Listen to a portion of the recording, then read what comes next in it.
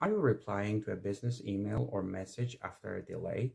Then choose one of these three options depending on how formal and confident you want to sound. 1. Thanks for your patience. Neutral and professional. Works in most situations. 2. Apologies for the delayed response. Clear, formal, and direct. Best for clients or more serious delays. 3. Thank you for following up. Acknowledges the delay without apologizing directly or lowering your status. Choose the phrase based on the situation, not your emotions. Follow MilePal for English you actually use at work.